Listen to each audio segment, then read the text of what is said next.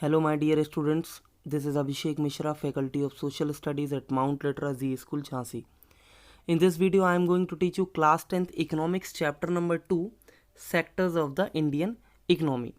Here in this chapter, we will discuss about the economic activities that are done in our country, and these activities come in which sector. This we will also study. Mainly, there are three sectors that are primary, secondary, and the tertiary. So mainly all the activities are done either in any of the sector that are given above. So here directly in this chapter we are going to understand the interdependence of these three sectors and how the economic activities are being done in all these three sectors. So let us start this topic right now. Here you can see some images. Here you can see a woman is selling clothes.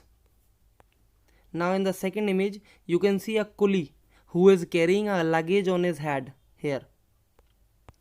Now in the third activity you can see the farming activity, or you can see there are two women who are plucking flowers from the garden.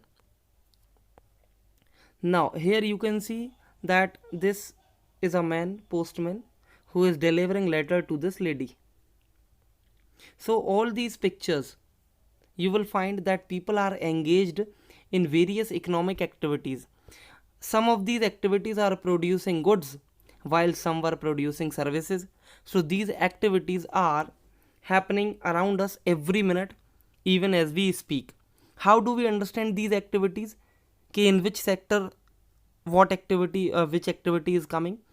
One way of doing this is to group them or to classify them using some important criterion, and by that we will understand that whatever kind of activity is coming in which sector, and these groups in which the economic activities are characterized, they are called as sectors. Mainly I had told you that there are three sectors according to the production, that are primary, secondary and tertiary. Now moving further, there are many activities that are undertaken by directly using natural resources. Take for example the cultivation of cotton. It takes place within a crop season, and for the growth of the cotton plant we depend mainly but not entirely on natural forces like rainfall, sunshine and climate. So the product of this activity, cotton, is a natural product. Similarly, in the case of an activity like dairy, we are dependent on the biological process of the animals and the availability of fodder. So the product here, milk, is also a natural product. Similarly, mineral and ores are also natural products. It means when we are producing something by exploiting natural resources, so this is called as the primary sector. When you are producing something by exploiting the natural resources, so such activity comes in the primary sector. Like you may say agriculture, dairy farming, when we had studied that producing milk from animals is a biological process. If you are finding minerals inside the earth surface, so this is also a natural resource, and all these things that we are getting from nature, they come in the category of primary sector. Why primary? This is because it forms the base for all other products that we subsequently make. Means with the help of these products that you are producing in primary sector, you can make some other things. You can manufacture some other things by using the primary products, or you may say these products are also called as your raw materials that are used to produce your manufactured goods in industries. Like if you are producing sugar, so first you need sugarcane you will be getting from the primary sector or from fields. So sugarcane is a natural product, while sugar is manufactured in industry, so that is your secondary sector. Now since most of the natural products we get from agriculture, dairy, fishing, forestry, so this primary sector is sometimes also called as agriculture or its related sector. So I hope it is clear to all what is called primary sector. Primary sector means when you are producing something by exploiting the natural resource. Now comes the secondary sector.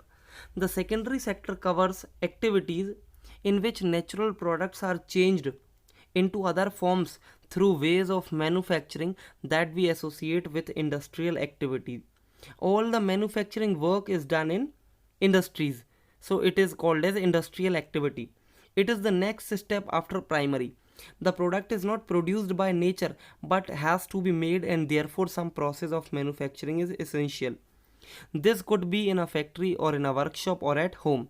So we had also categorized the factories like cottage industry, small scale industry and large scale industry. So when you are finding something directly from the nature, it is not that much useful for you.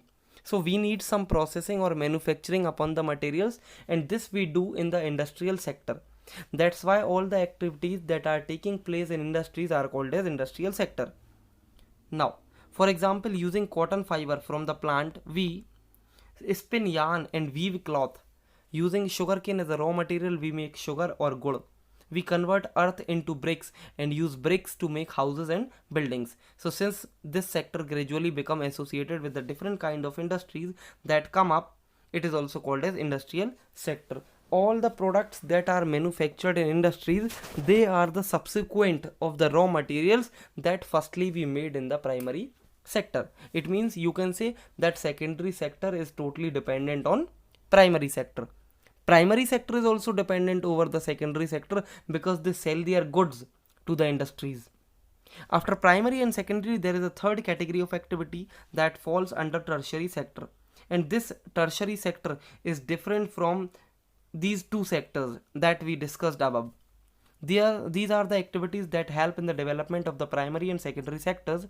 These activities by themselves do not produce a good, but they are an aid or support for the production process. Matlab directly the activities that you are doing, though they are not producing goods, but they will help the primary as the secondary sector in their production. They will increase either the sale or they will help in the manufacturing process of both these sectors. Now, for example, that the goods are produced in the primary or in the secondary sector would need to be transported by trucks or trains and then sold in wholesale and retail shops. At times it may be necessary to store these in godowns, or we also may need to talk to others over telephone or send letters, that is called as your means of communication, or borrow money from banks to raise your capital to help production and trade. So transport, storage, communication, banking and trade, these are the examples of tertiary activities. Since these activities generate services rather than goods, so the tertiary sector is also called as service sector. So here we had studied about all the three sectors and their example, and we had also studied about their interdependency over others. So here I am ending this video right now. Rest of the topics I will cover in my next video. Till then, thank you, goodbye, God bless you.